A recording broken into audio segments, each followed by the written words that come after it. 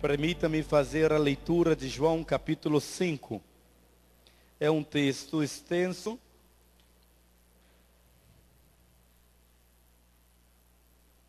Os meninos estão com uma versão ali, a Almeida atualizada. E eu estou com a revista e atualizada. Por isso que eu vou seguir a leitura deles novamente. Pode projetar para mim João capítulo 5, a partir do versículo 1. Ok. Vamos projetar até o texto que se encontra no versículo 18, tá bem? Depois disto havia uma festa dos judeus e Jesus subiu a Jerusalém.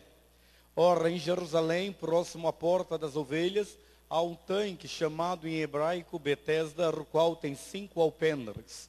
Neste jazia grande multidão de enfermos, cegos, mancos e ressequidos, esperando o movimento da água. Porquanto o anjo descia em certo tempo ao tanque e agitava a água, então o primeiro que ali descia, depois do movimento da água, sarava de qualquer enfermidade que tivesse. Achava-se ali um homem que havia 38 anos, que estava enfermo.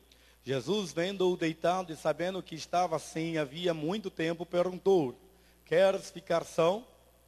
Respondeu-lhe o enfermo: Senhor, não tenho ninguém que ao ser agitada a água me ponha no tanque, e assim, enquanto eu vou, desce outro antes de mim. Disse-lhe Jesus: levanta-te, toma o teu leito e anda. Imediatamente o homem ficou são e, tomando o seu leito, começou a andar. Ora, aquele dia era sábado. Pode ficar por aí, obrigado. Eu quero conversar e pensar com vocês o seguinte: na década de 90, quando estava para a virada do século, havia muitos diagnósticos com relação a como seria a religiosidade do terceiro milênio. E os prognósticos e diagnósticos da época diziam que pelo avanço tecnológico e por todo o avanço na área das ciências, o homem do século 21 seria um homem sem fé. Seria um homem que não teria nenhuma expectativa com relação à religiosidade. Contrário a todos os diagnósticos da época, ao contrário, nós surgimos uma relação bem diferenciada. O homem do terceiro século, do terceiro milênio, do 21º século, esse homem é mais religioso do que do século passado. Só que com uma diferença. No século XVI, a renascença, o iluminismo, despertou no coração do homem a investigação pelas letras clássicas e descobriu as contradições que a religião impunha sobre aquela sociedade. E aí a gente começa a pensar qual é a diferença do homem do terceiro milênio, esse homem do século 21 e o homem do século 16. É que no século 16, os religiosos, os cientistas, talvez alguns cientistas como Voltaire, ele tenha abandonado a fé porque descobriu o método científico. Outros renascentistas descobriram a fé porque foram a raiz da sua religiosidade. Foram cavar a razão daquilo que eles criam realmente. O homem do terceiro milênio, não.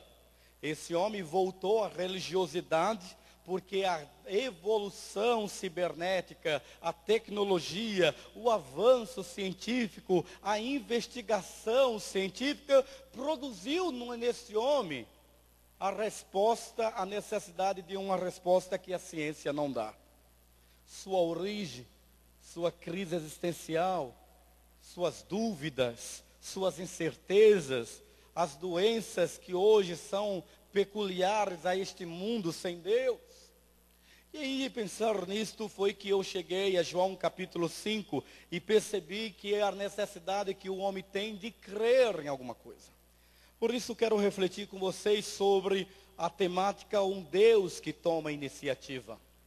Diferente de nós temos uma tendência até mesmo por causa da nossa herança, né? Por causa da nossa formação, essa mistura étnica que nós temos de afro, de indígena, de europeu, e essa mistura gerou em nós uma capacidade de crença muito forte.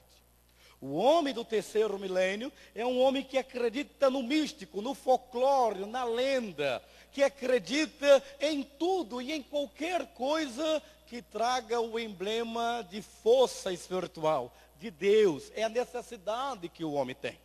Contrário a todos os prognósticos da época, que este homem seria, o homem do terceiro milênio seria um homem incrédulo, o homem atual é um homem que tem buscado Deus. E como ele não sabe qual é a fonte e a razão da sua fé, o que é que ele faz? Ele apenas resolve crer e crer em qualquer coisa. Ao pegar esse texto aqui, nós nos deparamos com uma festa. E Jesus parece que vai àquela festa, e é a festa da Páscoa, e começa a aparecer e passear por um alpendre. Havia 5 alpendres em um batistério, ou em um poço místico. Um poço cercado de todo o transcendentalismo possível. E um monte de moribundos, de pessoas que queriam receber algum tipo de bênção, algum tipo de dádiva divina. Nada comparado, ou nada aquém, ou além, às peregrinações que nós temos no nosso país. Porque o texto sagrado nos diz que aquele homem estava em Betesda, e Betesda seria a tradução do poço da misericórdia. O poço das oliveiras, um lugar onde se emanava a cura. Agora veja a lástima daquele homem. Ele pusera, e o texto sagrado diz que durante 38 anos ele estava enfermo. O texto sagrado não diz que ele nascera com aquela enfermidade, mas que durante 38 anos ele estava à beira daquele poço. Porque havia uma crença de que, ora por vez, de épocas e épocas, um anjo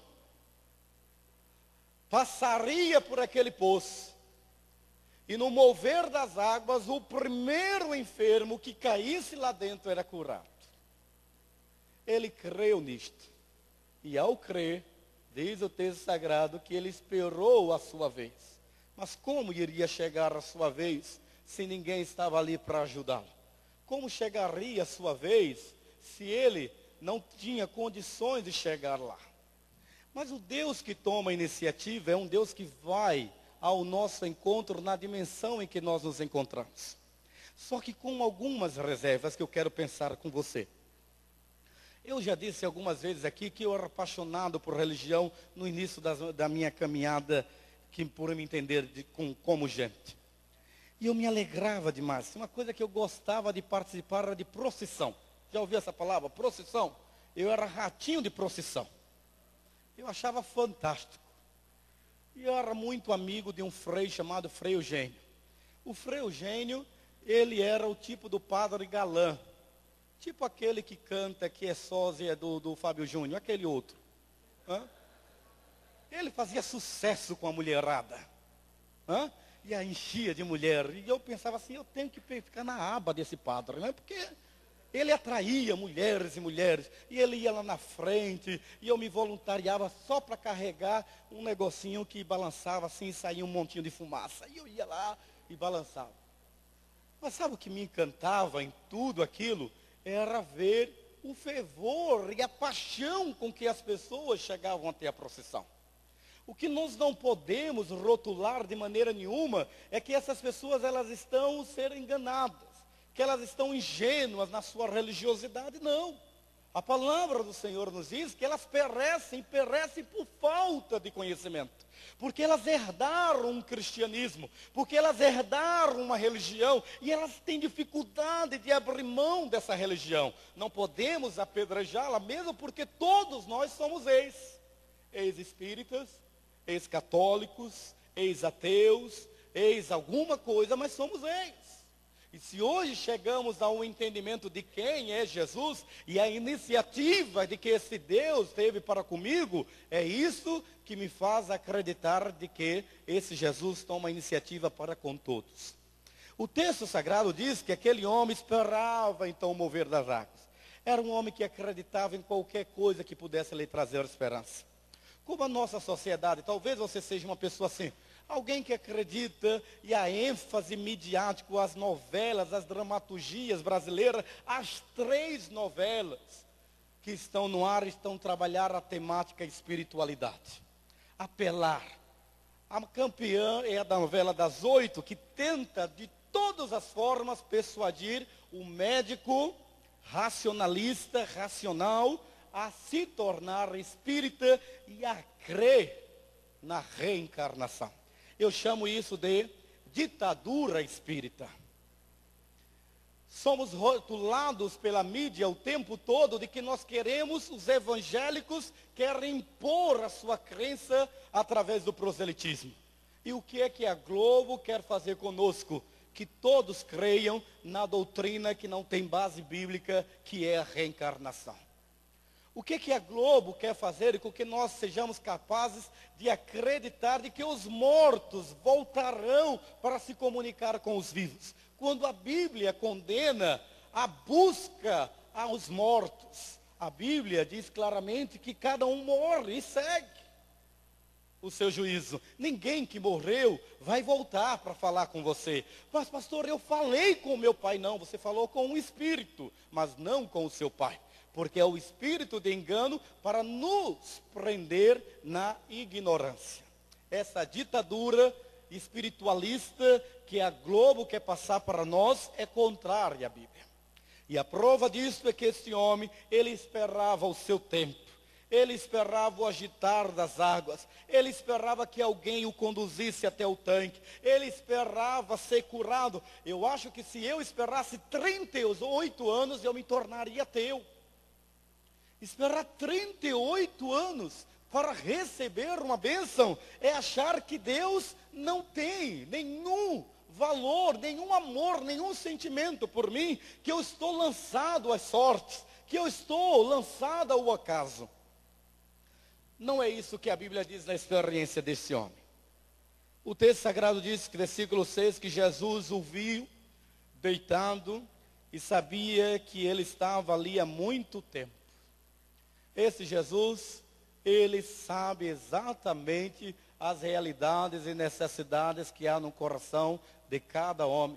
Ele sabia a tristeza que havia no interior daquele homem. Não era uma questão de crer ou não, mas talvez aquele homem pensou, se eu sou capaz de crer no horóscopo, se eu sou capaz de crer no pôr as cartas, se eu sou capaz de crer na cigana que ler a minha mão, se eu sou capaz de crer no duende, se eu sou capaz de crer em gnômio, se eu sou capaz de crer em pedras que emitem energias para dentro da minha casa, se eu sou capaz de crer que um galho de arruda espanta o olho grosso da minha casa, se eu sou capaz de crer que sal grosso afasta os invejosos, se eu sou capaz de crer nisto, então a minha fé tem que ser capaz de me levar a entender que é uma manifestação de Deus, de amor por mim, foi ter enviado Jesus, para que eu possa ter uma fé real e concreta nele. Aquele homem está ali diante, Jesus senta perto dele e empaticamente Jesus diz para ele assim, o que você está fazendo aqui, meu amigo? Cara, eu estou aqui, eu imagino que o coitado estava lá arrasado. Eu acho que o anjo deve ter passado algumas vezes lá, eu acredito. Nem que tenha sido o anjo Moroni da igreja dos Mormons, mas passou um anjo lá. Sabe? Mas eu acredito que algumas vezes ele até tenha visto lá o anjinho mesmo assim, mas eu estou tão cansado, não vai dar tempo eu chegar lá mesmo. Não vou não. Até penso nisso. Mas o que mais me encanta é que Jesus deve ter chegado perto dele e disse para ele assim, tudo bem com você? Tudo bem, Senhor. O que fazes, cara? Estou vendo se esse anjinho me dá bola. Ele passa por aí e eu estou aqui na minha esperança que vai chegar a minha vez.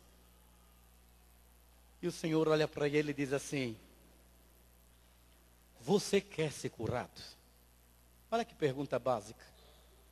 Você quer ser curado? É a mesma pergunta que o Senhor faz para todos nós. Você quer ser liberto? Você quer ser restaurado? Você quer receber a bênção? Você quer se consertar? Mas olha a resposta que ele dá quando Jesus pergunta a ele, você quer ser curado?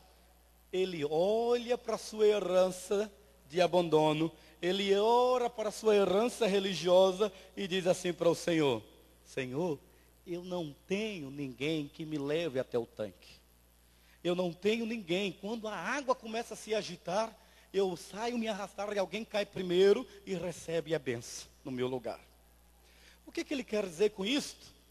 Jesus olha para ele e diz: você quer que eu faça alguma coisa por você? Ele diz: não, eu não preciso. Eu estou esperando primeiro que alguém que me leve no tanque. Não, Jesus diz assim: eu sou maior do que o tanque. Eu sou maior do que o horóscopo. Eu sou maior do que a cartomante. Eu sou maior do que a sua tradição religiosa. Ele leva um susto. E Jesus olha para ele e diz: olha, eu sei o seu sofrimento. Eu sei a sua expectativa. Eu sei a sua esperança. Eu posso fazer mais do que simples vulto esotérico que você tem abraçado. Jesus olha para ele e vê que aquele homem está preso na tradição. E quando nós estamos presos na tradição do nosso pai, presos na tradição da nossa família, presos na nossa própria incredulidade, ele não pode fazer muito. Mas o texto sagrado diz que Jesus se compadeceu daquele homem, tomou a iniciativa de ver o seu interior, de ver a sua tristeza, de ver a sua dor. E Jesus olha para ele e diz: não, eu não perguntei para você se você quer ir ao tanque. Esqueça o tanque. Eu estou perguntando para você se você quer ser curado. Senhor, já lhe disse, ninguém tem que me levar até o tanque. Eu acho que Jesus olhou bem no olho dele e disse assim: vou traduzir, porque por mais que eu pergunte para você, você vai se reportar à tradição. Então eu não vou perguntar nada para você. Olhe nos meus olhos. Levanta-te, toma a sua cama e anda. Levanta.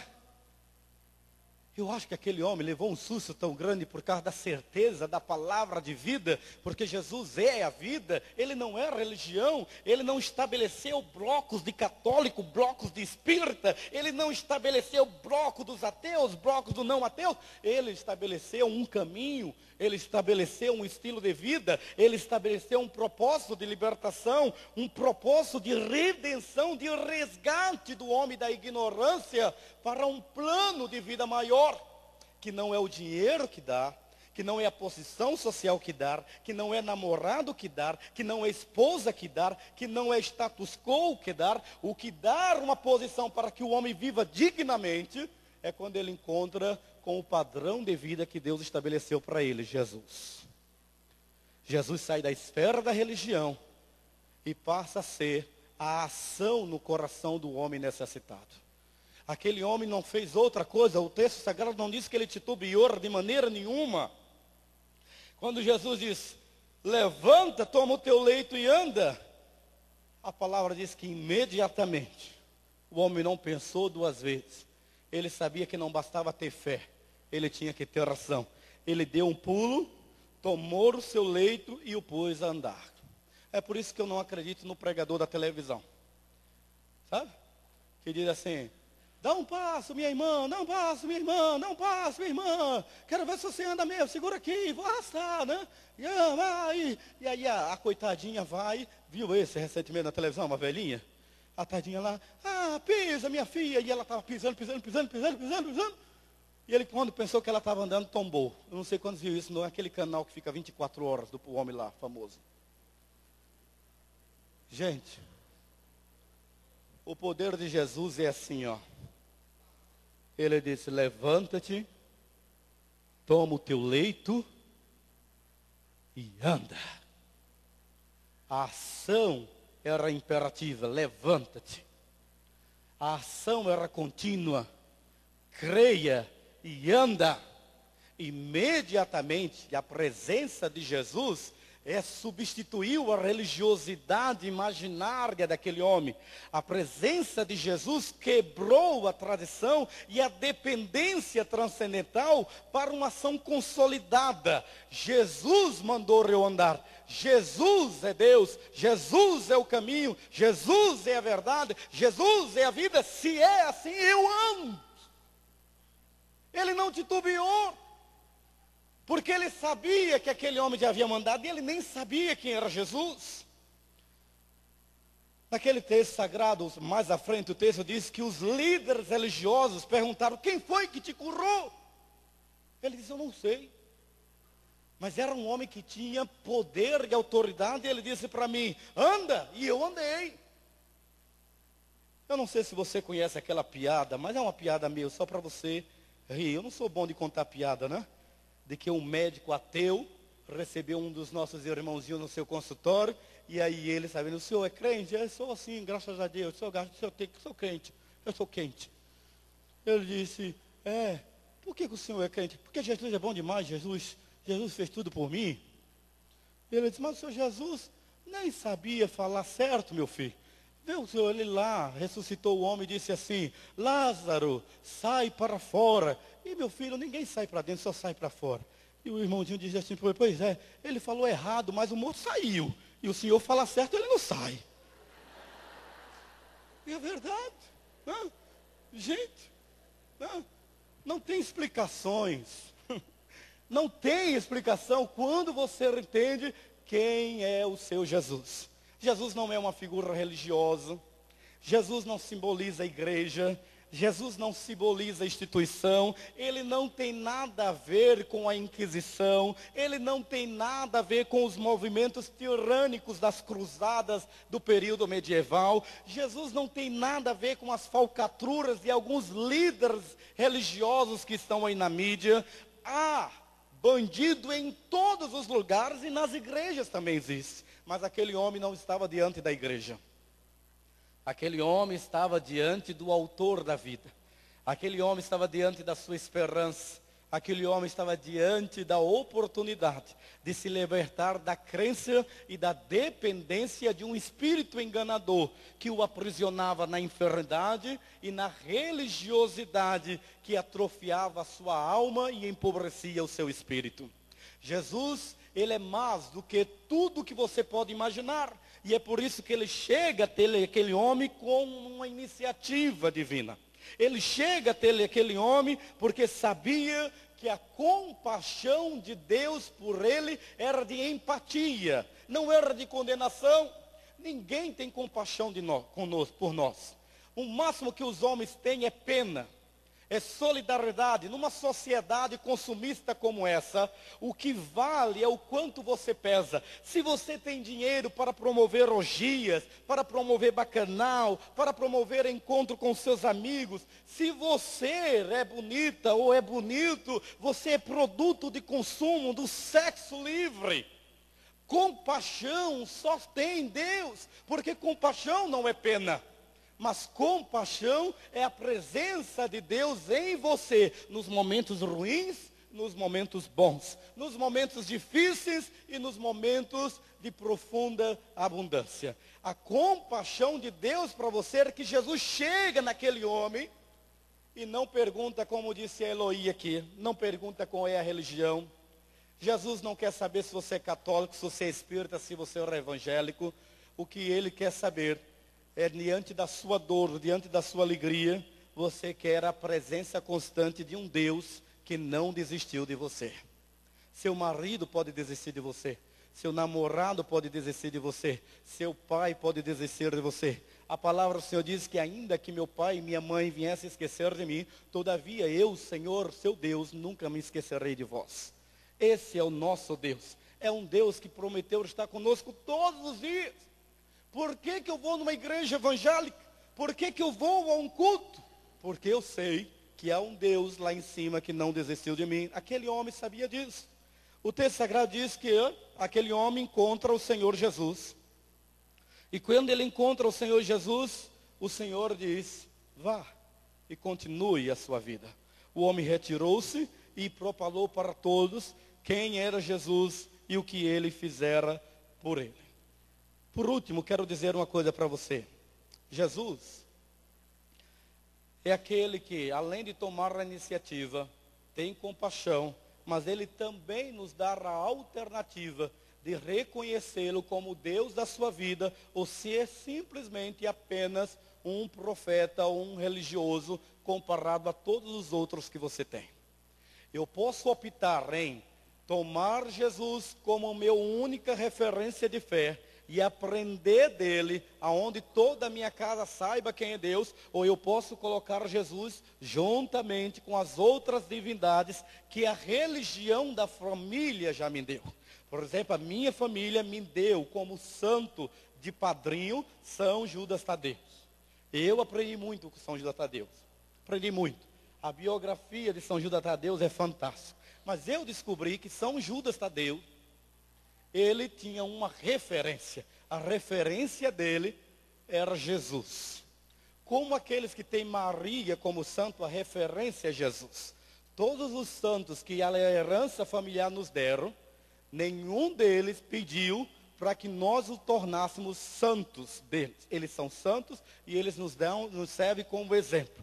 Eu aprendi, quando eu li a vida de Jesus, eu disse, agora eu sei porque São Judas Tadeu abdicou da sua vida rica, da sua família nobre, que era de família rica da França, dedicou-se ao sacerdócio, morreu porque creu em Jesus. Então eu preferi não adorar São Judas Tadeu, mas aprender com ele que Jesus é o caminho, a verdade e a vida.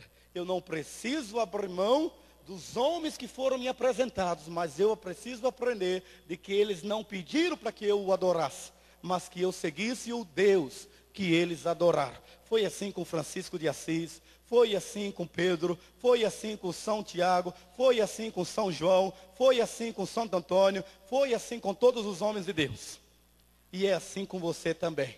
Ou você crer em Jesus e o toma como Deus, ou você o coloca na mesma galeria em que todos os homens o colocam e perde a bênção de ter Deus dentro de você.